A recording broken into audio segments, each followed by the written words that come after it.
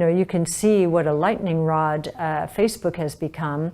We thought their Libra announcement, Libra and Calibra, another digital wallet, which could become a bank, we thought that was pretty interesting, but it is their bad reputation now, based on the lack of privacy or the invasion of privacy, that has caused a lot of governments already to say, we're not going to allow that. So it's going to be pretty interesting moving forward.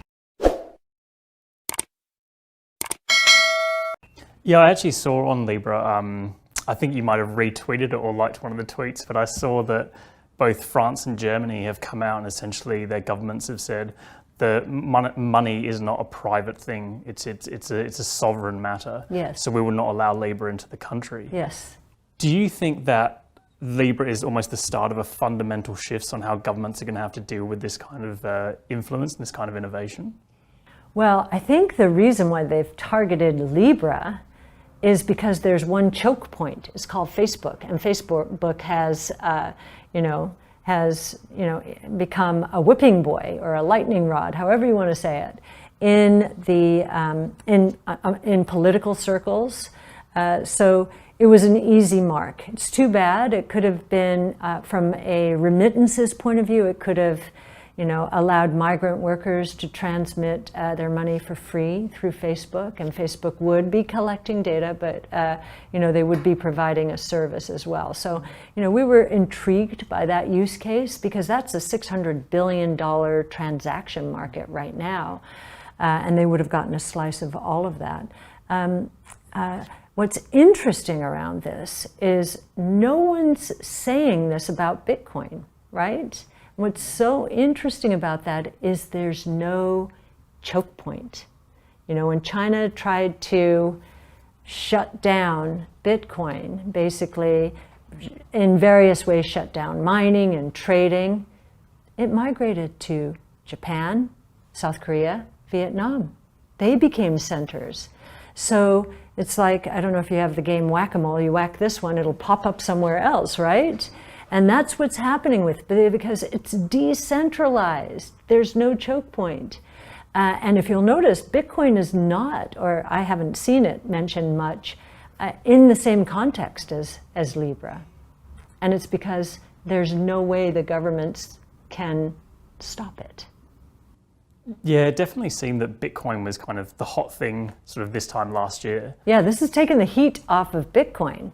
Now, India has banned all cryptos, including Bitcoin, and the penalty is jail time for using it. Wow. So maybe that will work, but maybe it will backfire, right? Because in this world, all you have to remember, if you're worried about confiscation of wealth, either directly, as in Saudi Arabia, or indirectly through inflation and a depreciating currency, let's say the Indian population wants an insurance policy against that, all they have to remember is a key. It takes a lot to remember this, but there's no gold that can be confiscated. This is digital gold. You can't confiscate it. So it'll be very interesting to see what happens.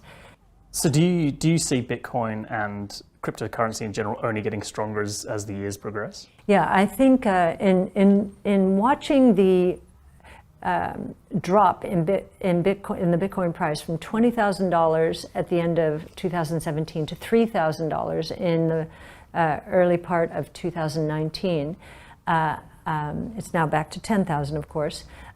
We've witnessed an increase that Bitcoin's share of the crypto asset network value, think market cap in our language, but network value. So there are more than 2,000 crypto assets.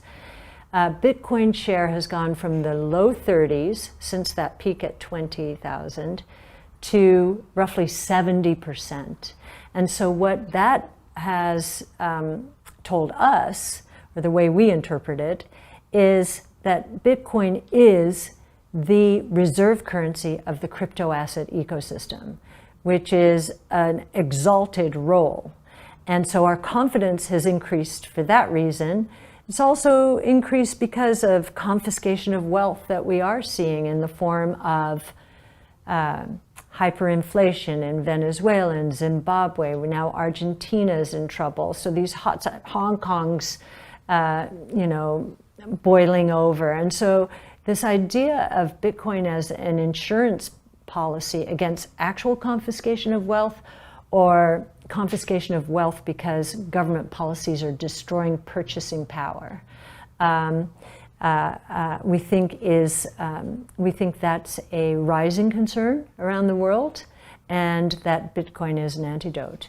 And we've dimensioned it in many ways, but that's at least a $2 to $3 trillion opportunity. And that's just for the super wealthy if they decide to have an insurance policy. Whereas Bitcoin today is roughly at a $200 billion market cap. So a long way to go, just for that one use case.